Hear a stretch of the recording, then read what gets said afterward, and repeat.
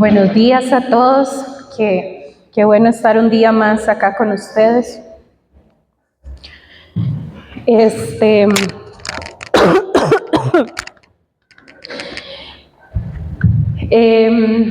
Bueno, me alegro mucho de verlos a todos acá. Cuando mi mamá me dio la segunda fecha de la predicación, me dio las dos juntas, entonces yo para la segunda, igual que con la primera, uno siempre ora, pero ya tenía como algo más o menos pensado que era lo que iba a hablar. Sin embargo, igual me puse a orar y pedirle a Dios que fuera Él. Realmente, cuando uno tiene que presentarse delante del pueblo para hablar, o incluso cuando nosotros vamos a hablar con alguna persona acerca de Dios, siempre tenemos que pedirle a Él que sea el que nos dirija, que no seamos nosotros los que hablemos. Entonces, yo ya tenía como los temas más o menos, pero resulta, bueno, yo pensando un día de estos, digo yo, qué vacilón, y que a mi mamá le pasa montones, que dice, ay chiquillos, es que Dios me cambió la predicación. Y yo decía, qué raro, ¿cómo será que uno tiene ya todo escrito lo que va a decir? Y los nervios que uno siente con todo escrito, ¿cómo puede ser eso de que Dios se lo cambie y que uno venga aquí a hablar y decir algo? Dios me lo cambió y mi mamá dice, ay, ayer en la noche, ayer en la madrugada. Y yo decía, Dios, a mí no me hagas eso, por favor. Y sí lo hace, no me lo hizo así con tan poquito tiempo, porque yo creo que me puede dar algo, pero de verdad que cuando uno viene acá y va a hablar a su pueblo, es Él el que habla. Ya no importa qué fue lo que Esther escribió, qué es lo que Esther tiene preparado, porque realmente lo que importa es lo que Él quiere decir. Y lo que Él me quiere decir a mí primero, o a la persona que esté acá, le habla primero para después poderle hablar a su pueblo. Entonces, como cualquier otro día, yo estaba en la casa, estaba limpiando un poco y me estaba preparando para empezar a hacer mi devocional. En ese día yo le decía, Señor, por favor, que lo que lea el día de hoy en la Biblia, de verdad me hable, háblame. Yo no quiero un devocional más, no quiero solamente ir y leer el versículo porque haya que mandar un reporte, porque tenga que mandar ser obediente, ser responsable, sino que yo le decía a Dios, Señor, de verdad, háblame. Yo generalmente, como hago mi devocional, es que yo tengo una aplicación y entonces la aplicación me tira un versículo y lo que hago es que leo el capítulo. No me gusta como leer solo el versículo. Entonces, abro la Biblia y me sale un versículo de Hebreos 4. Entonces yo lo acompaño, que usted lea conmigo, Hebreos 4, 1 al 16. Lo vamos a leer en la traducción del lenguaje actual. Muy bien. Por eso, mientras siga en pie la promesa de descansar con Dios, debemos tener cuidado. Sería una lástima que alguno de ustedes no pudiera recibir de Dios ese descanso. Porque nosotros oímos la buena noticia igual que aquellos israelitas que salieron de Egipto, solo que a ellos no les sirvió de nada oírla, porque no creyeron en el mensaje. Nosotros, en cambio, los que sí hemos creído en la buena noticia, disfrutaremos de la paz y de la tranquilidad que Dios nos ha prometido. Pero a los que no creyeron, Dios les dijo, por eso ya enojada decidí, no voy a permitirles entrar en la tierra prometida, donde los haré descansar. Dios dijo esto refiriéndose a su descanso cuando terminó de crear el mundo, porque en alguna parte de la Biblia se habla así del día sábado. En el séptimo día, Dios descansó de todo su trabajo. Y en cuanto a este punto, vuelve a decir, ustedes jamás entrarán en mi lugar de reposo. Los primeros en oír la buena noticia desobedecieron a Dios y por eso no pudieron recibir su descanso.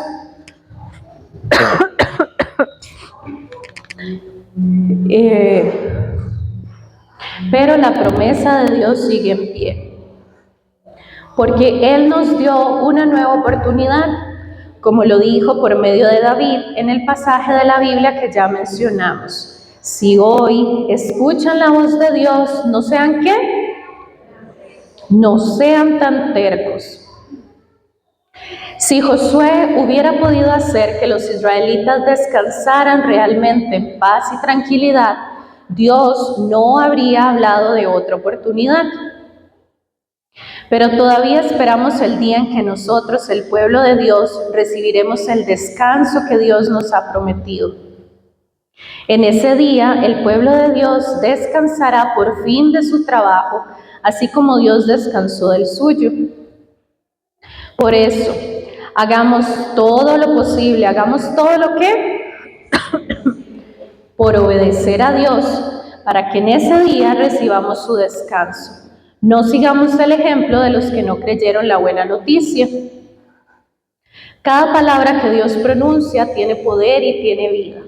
La palabra de Dios es más cortante que una espada de 2 filos y penetra hasta lo más profundo de nuestro ser. Allí examina nuestros pensamientos y deseos y deja en claro si son buenos o malos. Nada de lo que Dios ha creado puede esconderse de Él, pues Dios puede verlo todo con claridad y ante Él seremos responsables de todo lo que hemos hecho. Jesús es el jefe de los sacerdotes, Jesús es el Hijo de Dios y es nuestro gran jefe de sacerdotes que ha subido al cielo. Por eso debemos seguir confiando en Él. El diablo le puso a Jesús las mismas que nos pone a nosotros para hacernos pecar, solo que Jesús nunca pecó. Por eso, Él puede entender que nos resulta difícil obedecer a Dios.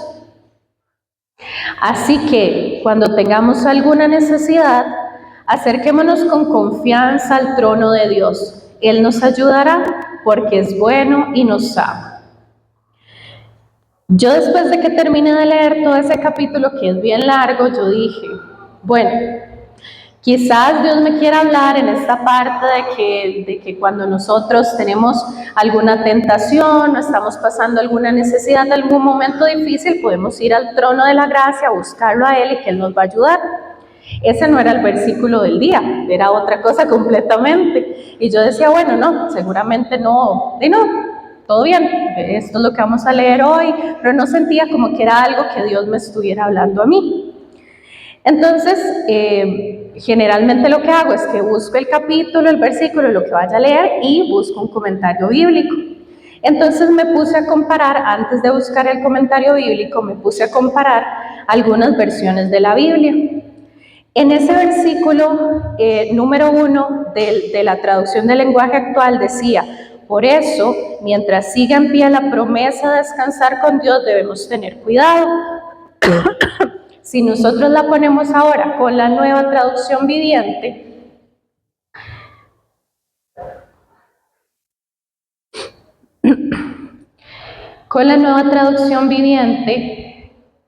es la que sigue. Dice, todavía sigue vigente la promesa que hizo Dios de entrar en su descanso. Por lo tanto, debemos temblar de miedo ante la idea de que alguno de ustedes no llegue a alcanzarlo.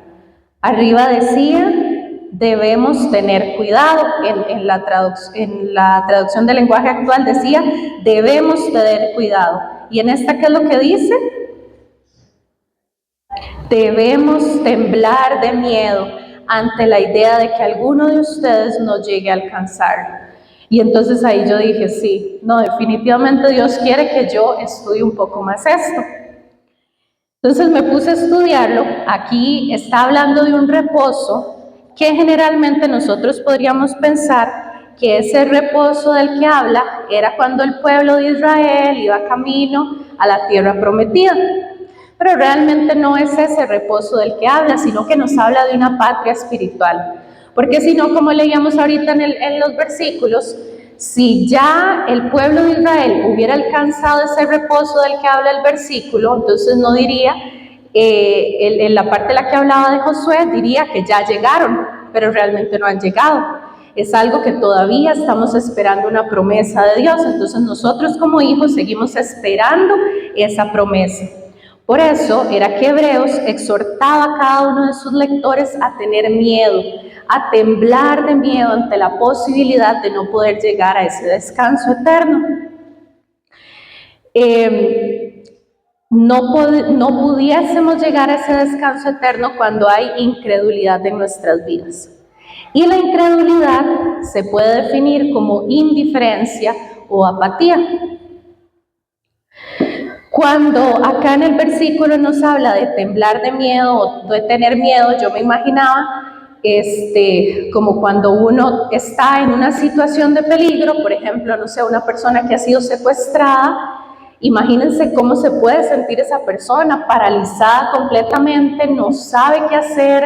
En ese momento se activa el sistema nervioso para tratar de buscar opciones de cómo escapar, pero realmente no está hablando de ese temblar de miedo, sino que nos está hablando sobre un temor que nos va a guiar a nosotros a ser obedientes y a hacer que nuestra fe se mantenga fuerte, que nuestra fe no desmaye. Entonces no es el miedo que me paraliza, no es el miedo que me hace quedarme estancado, sintiendo solo miedo y llorando y temblando y que no sé qué hacer. No, es el miedo que me hace ser obediente y mantener mi fe. Para que nosotros podamos llegar a ese descanso, no es algo que va a pasar mágicamente, no es algo que pasa de la noche a la mañana, es algo que requiere esfuerzo. Nosotros tenemos que esforzarnos para poder llegar a ese descanso eterno. Ese esfuerzo que nosotros tenemos que hacer no es el esfuerzo físico de que yo voy a ir a trabajar, no es el esfuerzo físico de que yo voy a dar lo mejor de mí, sino que es un esfuerzo que requiere completa dependencia del Padre, que requiere que yo dependa completamente solo de Él y que tenga seguridad en lo que Él está haciendo. Pero no es una seguridad apática que solamente confía y busca hacer lo que yo quiero, lo que yo pienso, lo que yo siento, sino que es una seguridad que descansa en que Dios está trabajando. Ahora, habíamos hablado en la predicación anterior mía, no sé si ustedes se acuerdan, que la vida del cristiano es un peregrinaje. Entonces, es un momento en el que donde yo voy caminando, voy a tener altos, voy a tener bajos, quizás voy a tener que ir caminando en un desierto donde se me hunden los pies, donde va a costar que yo salga de ahí, o quizás voy a estar en unas montañas muy altas y entonces voy a tener que caminar con las manos y con los pies agarrándome. Y por eso es que el camino de Dios o el camino de un hijo de Dios no es individual. Porque puede ser que en algún momento yo voy a necesitar que David me ayude. Puede ser que en otro momento David va a necesitar que yo lo ayude, que yo lo sostenga, que yo lo levante. Y por eso es tan importante que nosotros como hijos de Dios en este peregrinaje, en este camino hacia poder llegar a alcanzar nuestro descanso eterno, podamos motivar a nuestros hermanos a que sigan adelante, a que no desmayen, a que continúen. En este versículo no se nos habla específicamente de la apatía, pero se habla de que hay cosas que pueden pasar en nuestras vidas que nos impidan poder llegar a ese lugar que Dios tiene para nosotros, y uno de ellos es la apatía. La apatía es una característica que nosotros podemos encontrar hasta en un hijo de Dios, hasta en un cristiano, y es esa persona que posiblemente llega y se sienta y viene a los cultos y nunca falta, pero cuando sale de la iglesia, cuando sale de las cuatro paredes, no representa su fe, no representa que es un hijo de Dios. Haciendo un día de estos el devocional con mi hijo, nos tocó leer la parábola de la semilla y del sembrador. ¿Se acuerdan de esa parábola? Sí, algunos, más o menos. Bueno, esa parábola era que el sembrador iba tirando las semillitas. Estaba súper bien explicado, que hasta a mí me encantó porque estaba súper sencillo. Entonces, decía que el sembrador iba tirando las semillitas, unas semillas cayeron así como en el piso, como en el cemento. Claramente, si caen aquí unas semillas, ¿creen que va a brotar algo? No, ¿verdad? Entonces vinieron los pajaritos y se las comieron. La última tierra, o el último lugar donde el sembrador tiró las semillas eran tierra fértil. Entonces esas semillitas quedaron adentro de la tierra y produjeron fruto. Y entonces lo que decía, comparaba que esas semillas es como la palabra de Dios cuando entra en el corazón de las personas y produce un cambio. Eso es el antónimo de apatía. Que la palabra de Dios viene, entra a mi vida y produce un cambio. No que nada más entra a mi vida, cae en el cemento y se me olvida. Que yo estoy aquí en la iglesia y yo digo, uy, sí, yo no sé si a ustedes les pasa, pero a mí siempre me pasa y yo le molesto a mi mamá y le digo, ay mami, dígale al pastor que deje de tirarme hachazos, ya no voy a ir más a esa iglesia porque solo me pasan tirando. Yo no sé si usted también ha sentido eso, que claramente no es el pastor, no es la pastora, no es nadie, es Dios, nosotros solamente somos instrumentos. Entonces eso es el contrario de apatía, que la palabra de Dios viene a mi vida y produce un cambio. Entonces en internet yo busqué cuál era el significado de apatía y dice que la apatía es un pecado letal de indiferencia que endurece nuestro corazón. Entonces, número 1, es un pecado letal de indiferencia que va a endurecer mi corazón. Número 2, que va a infectar nuestra rutina diaria. Número 1, ¿qué es lo que hace? Endurece mi corazón. Y número 2, infecta mi rutina diaria. Y número 3, me hace insensible a quién es Dios y a lo que Él ha hecho por nosotros. Entonces, primero viene y hace que se endurezca mi corazón con indiferencia. Que recordemos que la indiferencia también es apatía. Entonces, ahí va tomando sentido. 1 viene, atrae indiferencia a mi corazón y se hace un corazón duro. Número 2, viene y infecta mi rutina diaria. Eso de que, cómo me cuesta orar, cómo me cuesta leer la Biblia, cómo me cuesta hablarle a los demás de Dios, cómo me cuesta representar a Dios en los lugares en los que yo voy. Y número 3, me hace insensible a poder reconocer y entender quién es Dios y lo que Él hizo por mí en la cruz. Ahorita que estábamos cantando la canción de Gracia Sublime, yo decía, es que esa canción tiene tanta palabra en ella. Él fue a esa cruz y yo me imaginaba, si Él no hubiera ido a esa cruz, yo, Esther, hubiera tenido que yo ir a esa cruz. Y si yo ahorita, digamos, yo no sé si Vero se acuerda, pero qué cansado que es andar esta panza encima. Y las que son mamás, no sé si se acuerdan lo cansado. Y más cuando uno tiene hijos, que también tiene que alzarlos y tiene que chinearlos, es muy cansado. Ir a una cruz, cargar una cruz, tener que pasar por todo lo que pasó Jesús para llegar a esa cruz. No, yo no hubiera podido. Y yo decía, wow, cuán gracia sublime la que tenía el Padre por nosotros, para Él hacerlo por mí. Mariela, ¿usted lo haría por mí? Iría a esa cruz a morir por mis pecados, por mis rebeliones, por lo que yo he hecho. Jimmy, ¿usted iría a la cruz a morir por la pastora? Por lo que ella ha hecho, por las cosas que ella se ha equivocado. Yo creo que ninguno de nosotros diría, ay, sí, yo voy, tranquilo, Gus, no vaya usted, yo voy. Pero Él lo hizo. Y eso es comprender el sacrificio que Él hizo en la cruz por nosotros. Pero la apatía hace que yo no entienda y que yo pueda cantar, sí, gracia sublime es, perfecto es tu amor, tomaste mi lugar. Y ya. Pero sin entender realmente lo que estoy cantando, sin poder entender lo que significó para Él esa muerte en la cruz. En este momento yo le quiero pedir que usted incline su rostro, que cierre sus ojitos, que ponga su mano en su corazón y que le diga: Señor, por favor, háblame. Háblame, que tu palabra penetre hasta lo más profundo de mi ser. Que me puedas, Señor, descubrir, puedas hacer que se descubra todo lo que hay dentro mío, que no te gusta, que te estorba. Nosotros muchas veces ponemos caretas en nuestras vidas y no permitimos que tú llegues hasta lo más profundo de nuestro ser, pero el día de hoy yo te pido, Señor, que entres en lo más profundo de mi alma y que me reveles si tengo que hacer algún cambio en mi vida. Revélate, Señor, a mi vida.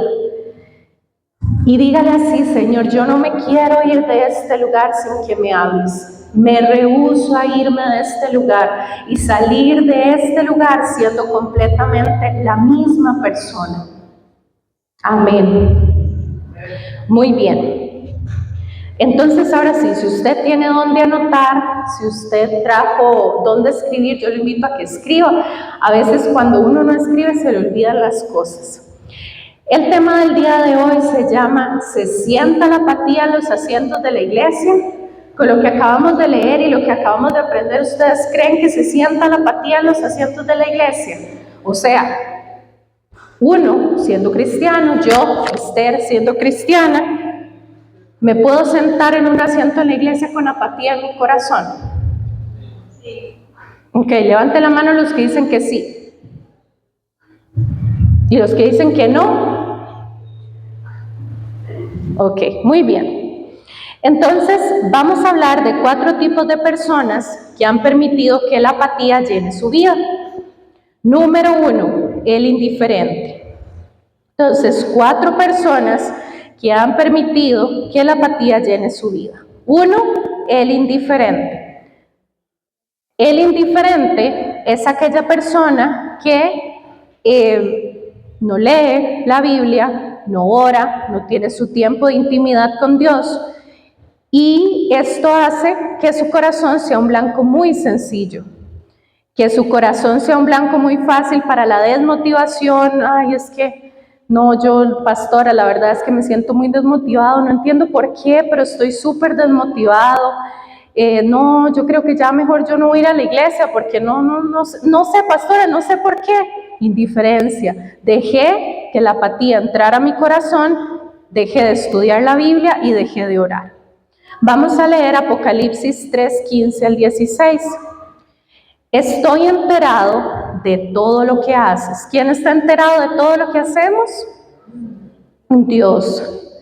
Y sé que no me obedeces del todo, sino solo un poco. Esta versión, cuando yo la leí, yo decía para mí, qué rudo como lo dice esta versión, porque hay otras versiones diferentes, pero vean cómo dice esta versión.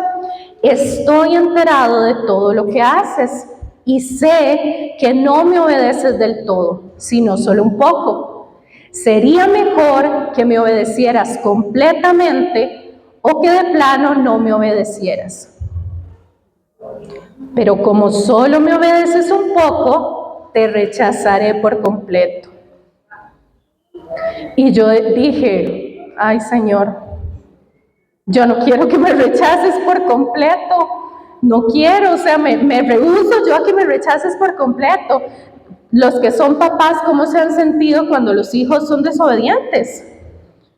No hay una obediencia medias, en unas cosas sí me obedecen, otras cosas no, es obediente o es desobediente y punto. ¿Soy obediente o soy desobediente? Y una de las cosas que nos manda a hacer el Señor es a seguir estudiando su palabra, a buscarlo en intimidad. Y entonces, cuando nosotros nos volvemos apáticos, vamos a ser indiferentes. Y yo no quiero que eso me pase a mí, pero bueno, esta es la persona número 1. Créanme, porque yo ahora, la verdad, yo me sentía súper nerviosa de venir acá y pararme al frente de ustedes y decir estas cosas, porque puede ser que usted esté ahí y usted diga, ay Esther, fijo, ella es la primera, Sí. Yo soy la primera que he tenido un montón de estas características y por eso fue que me lo dio a mí esta predicación, porque yo soy la primera que sé y ahora entiendo que tengo que cambiar tantas cosas, que tengo que modificar tantas cosas en mi vida. Entonces, si usted en este momento siente como que le clavaron un cuchillo en el estómago y siente el estómago revuelto, yo también me sentí así y yo también decía, Señor, háblame, tu palabra que penetre en lo más profundo de mi vida. Ahorita lo estábamos leyendo. La palabra de Dios penetra en lo más profundo de nuestro ser para ayudarnos a entender qué es lo que estamos haciendo mal. Porque cuando Dios nos ama, si una persona nos ama, nos va a decir y nos va a corregir.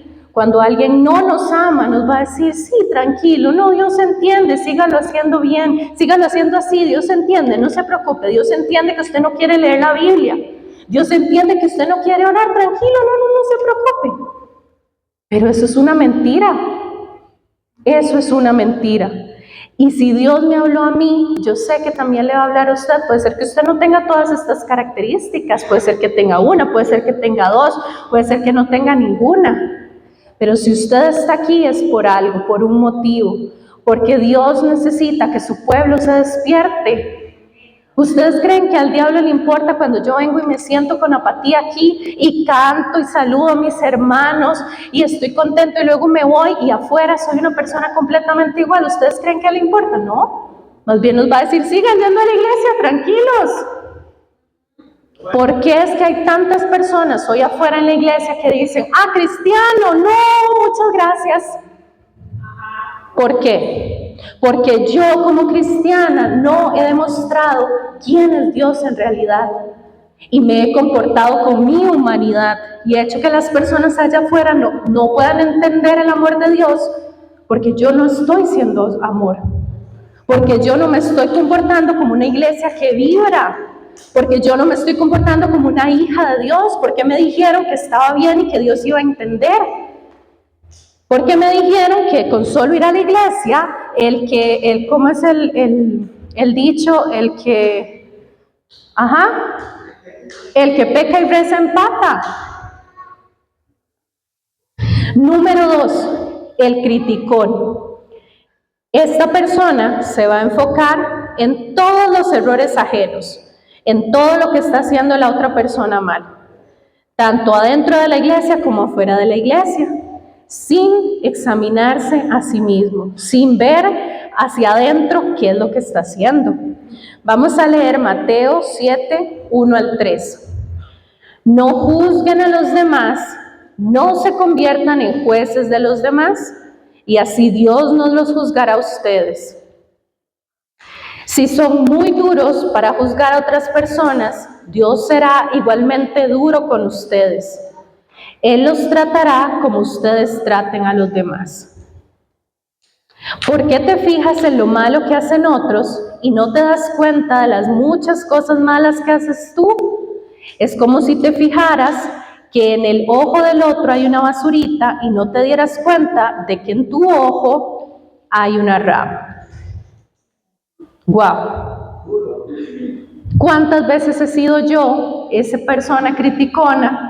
¿Cuántas veces he sido yo? Ay, es que ve a David, y comento con mi familia, con mis amigos, incluso eso es un ejemplo, Davidcito, y comento, le vi la cara así como todo preocupado, y comento y le voy a decir a los pastores, viera pastores que, Joel, vieras Joel, y empiezo, ¿verdad?, a mirar por debajo del hombro a los demás, sin antes darme cuenta de todo lo que estoy haciendo yo, de todos los errores que he cometido yo. Y entonces al leer esto, yo decía, ay Señor, ¿cómo yo voy a ir a decirle eso a la iglesia? Yo he hecho eso un montón de veces, yo no voy a venir aquí y le voy a decir que yo soy una santa y que yo jamás en mi vida he criticado a alguien. Pues estaría mintiendo. Y Dios todo lo ve y Él sabe. Y posiblemente por eso me puso a mí aquí a decírselo, porque se lo puedo decir con autoridad, porque yo lo he hecho. Entonces, el criticón se va a enfocar en todo lo que está mal, todo lo que vea mal, Pensémoslo adentro de la iglesia en este momento, todo lo que vea mal dentro de la iglesia. Es que tal persona no hizo tal cosa. Uy, es que tal persona le tocaba tal cosa y no la hizo. Uy, ustedes vieron, estábamos en el alabanza y decir, con los ojos bien abiertos, ¿y usted cómo lo vio?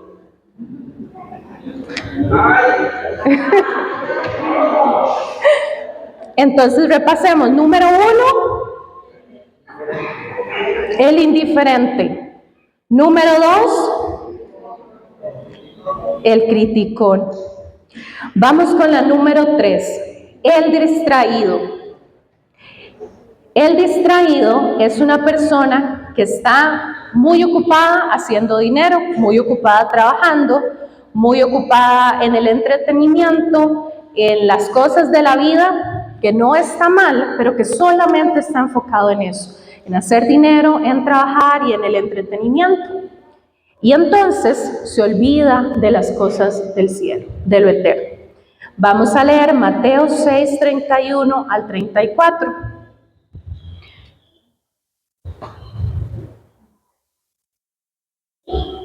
Ya no se preocupen por lo que van a comer o lo que van a beber o por la ropa que se van a poner. Solo los que no conocen a Dios se preocupan por eso. Ustedes tienen como Padre a Dios que está en el cielo y Él sabe lo que ustedes necesitan. Lo más importante es que reconozcan a Dios como único Rey y que hagan lo que Él les pide. Dios les dará a su tiempo todo lo que necesiten. Así que no se preocupen por lo que pasará mañana. Ya tendrán tiempo para eso. Recuerden que ya tenemos bastante con los problemas de cada día. Yo creo que esta versión de la traducción del lenguaje actual era literal para nuestro hoy en día, para lo que nosotros necesitamos escuchar y la manera en la que podemos comprender mejor la Biblia. Básicamente, el distraído está ansioso por su futuro. Está solamente pensando en el futuro, solamente pensando en lo que va a pasar. Y les digo un secreto, ese soy yo, esa era yo. Que yo tenía que tener todo ya estipulado. De aquí a que más vaya a la universidad ya tengo yo todo arreglado. De aquí a que mi hija nazca yo ya tengo todo listo, arreglado. Y ya cuando nazca y tenga que ir al kinder y tenga que ir a la escuela ya está solucionado. Y si faltaba una cosita en mi rompecabezas, si había una cosa que yo no tenía en orden y organizada, me estresaba, me preocupaba, no podía dormir, porque tenía que solucionarlo. Necesitaba que todo estuviera acomodado como un rompecabezas. ¿Y cuántas veces hemos leído ese versículo? Porque es mentira que esta es la primera vez que leemos ese versículo. Levante su mano si usted ha leído ese versículo más de 2 veces. Vean que casi toda la iglesia hemos leído ese versículo más de 2 veces. Y cuando hemos tenido la paz de confiar en que Él tiene todo bajo control. ¿En cuáles situaciones? Quizás en las sencillas, quizás no sé, en algo que no es un problema muy grande, en algo que no me va a traer una consecuencia muy grande. Pero ¿cuántas veces en cosas duras, rudas, fuertes, situaciones importantes que pasamos, problemas importantes que pasamos en nuestras vidas, cuántas veces depositamos nuestra confianza a ciegas en el Padre? Y acordémonos que esa confianza no se trata de independencia, se trata de dependencia. Yo dependo de mi Padre, yo dependo que Él me dé lo que yo necesito. Y también se trata de esfuerzo, de obediencia, porque las cosas no caen nada más porque yo oro y ya me cayó del cielo. A veces sí, otras veces no, pero mi esfuerzo, yo soy obediente y hago lo que el Padre me manda hacer. No me enfoco solamente en tener todo el dinero del mundo. Y vean, yo los entiendo, porque yo como mamá, yo quiero darle a mis hijos todo, que nunca les falte nada. Yo quiero tener un buen trabajo, quiero ganar mucho dinero, quiero poder ayudar a las personas, quiero que si alguien tiene una necesidad, yo no decir, ay, es que si le doy me va a faltar para tal. No, yo quiero decir, tome, tranquilo. Pero necesito confiar en el Padre, porque eso no me puede quitar mi sueño. Eso no puede ser mi prioridad. Sí, yo puedo trabajar, puedo esforzarme, puedo estudiar para tener mejores oportunidades, pero eso no es mi prioridad. Mi prioridad es mi dependencia al Padre. Y de ahí viene todo lo demás. Y número 4, el que no perdona. Uy.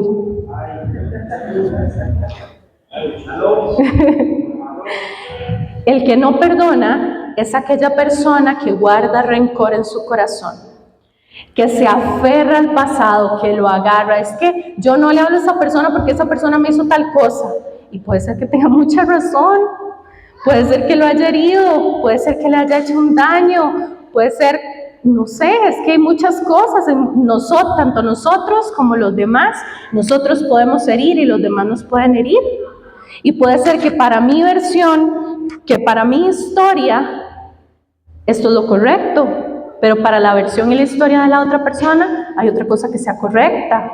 Entonces, cuando hay dos versiones en una historia, los dos pueden estar heridos y está bien. Pero cuando yo me aferro a esa herida, cuando yo me aferro a eso que yo digo que la otra persona me hizo, cuando yo me aferro al no perdonar, al no liberar, me encadeno. Me encadeno a lo que Cristo ya me dio la libertad antes de que siquiera yo naciera. Ya Él me había dado la libertad para mi futuro, para las situaciones que iba a enfrentar. Pero yo me encadeno solito. Me agarro los brazos, me agarro los pies y me encadeno porque yo no quiero soltar. Los psicólogos dicen que soltar y perdonar ni siquiera es por la otra persona.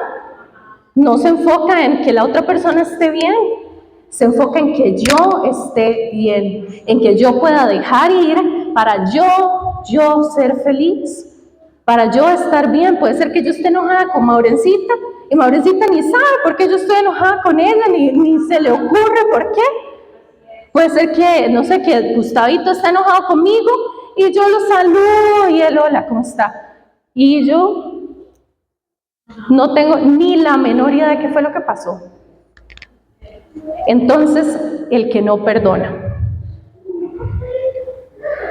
el indiferente, el criticón, el distraído y el que no perdona son los tipos de personas que hemos permitido que la apatía, aun siendo hijo de Dios, aun viniendo todos los domingos a la iglesia, aun quizás yendo a una célula, aun quizás alabando, brincando, gritando, emocionándome, llorando, postrándome en medio de una ministración, en medio de la alabanza, hemos permitido que entre la apatía en nuestras vidas, hemos puesto una careta en nuestra cara para que no se vea todo lo que hay adentro, pero cuando salí, ay, vieron, David, usted vio lo que hizo Joel, uy. Jimmy, usted vio lo que hizo Mariel.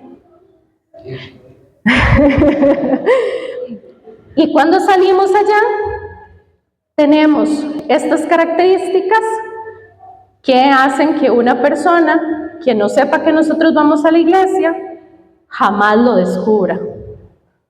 Porque no se le pasaría ni siquiera por la mente pensar que una persona que anda hablando mal de todo el mundo, que una persona que solo está enfocada en hacer dinero, que solo está enfocada y pensando en mis afanes del día a día, en resolver, uy, es que tengo tal problema, necesito resolverlo ya, uy, me siento con tanta ansiedad, no he podido dormir, tengo que tomar tantas cosas. O no, yo a ese no le hablo porque ese viene, usted no sabe lo que me hizo, uy, esa persona, y verdad, y todas las palabras que puedan salir de su boca. O esa persona que ni siquiera se preocupa por leer la Biblia y hablar con Dios y tener su tiempo con Dios, sea un hijo de Dios. Y eso hace que nuestro corazón se endurezca.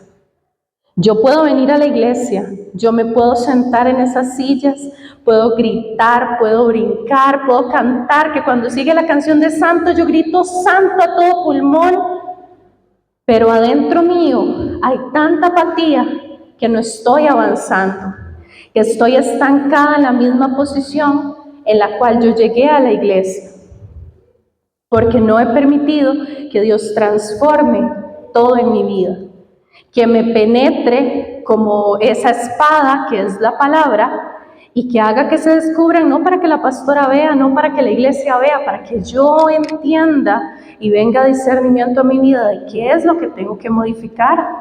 Si nosotros queremos ser una iglesia que vibra, tenemos que empezar primero por sanar y curar lo que hay adentro, por entregarle a Dios todo lo que tenemos que entregarle para que Él nos pueda usar, para que podamos reflejarlo a Él en donde quiera que nosotros vayamos.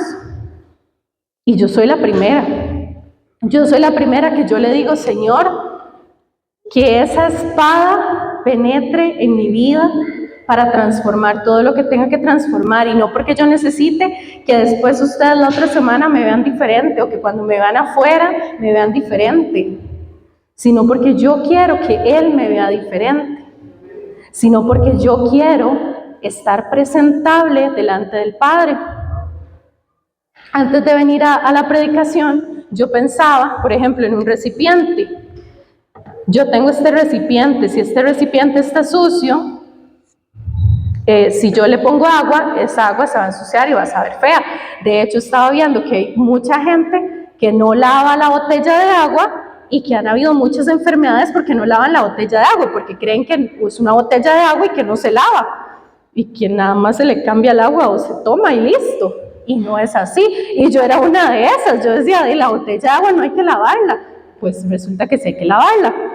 Entonces, yo soy como esta botella. Para lavarme, para estar limpia, oro, leo la Biblia, busco a Dios, tengo comunión con mis hermanos y ya estoy limpia. Pero ¿y de qué sirve la botella limpia? Yo la guardo, la dejo ahí, y al menos en mi casa, que hay demasiada humedad, todo se llena de honguitos. Entonces yo puedo lavar la botella y dejarla hermosa, pero si yo no la uso y la dejo ahí, empieza a llenarse de hongos por todo lado. Entonces yo decía, Señor, necesito estar limpia para poder hablarle a otros de ti. Entonces necesito buscarte más, necesito pedir perdón, necesito tener una revelación y entender qué es lo que yo estoy haciendo incorrecto, qué es lo que está ensuciando mi envase, que yo soy solamente un envase. Pero aparte de eso, necesito ser llena de ti. Ese líquido que está dentro, o lo que está dentro de mí, esa fuente de agua viva, no viene de mí. No es algo que yo puedo obtener porque yo ya oré y leí la Biblia. Es algo que Él me dio por pura gracia. Es algo que Él me da, aunque yo no lo merezca. Pero necesito estar limpio para que cuando venga la persona y tome el agua, sepa como debe de saber.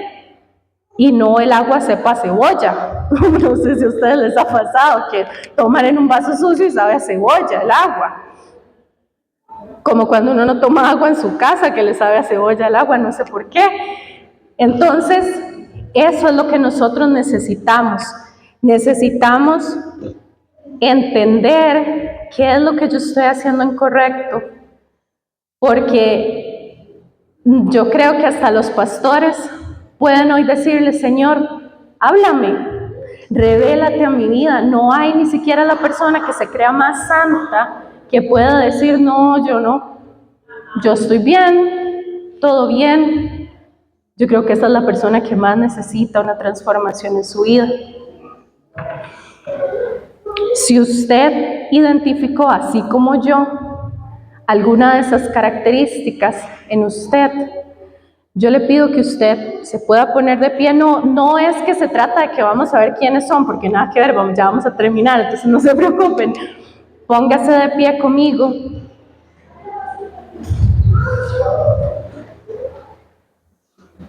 Y que unánimes, como un solo cuerpo que somos, porque buscar a Dios no es algo individual, o el ser hijo de Dios no es algo individual. Yo quiero que usted le dé la mano al que está al lado suyo, y que de esa manera entonces podamos apoyarnos los unos a los otros, para que nosotros podamos entrar en ese descanso eterno, para que nosotros podamos ir y buscar el día que nos muramos, que podamos ir al cielo con el Padre. Necesitamos ser transformados y necesitamos que en nuestras vidas hayan transformaciones para que podamos ir afuera y le podamos hablar a los demás de quién es Dios. Entonces yo le pido que usted simplemente cierre sus ojos. A veces ni siquiera hay palabras que uno le pueda decir a Dios,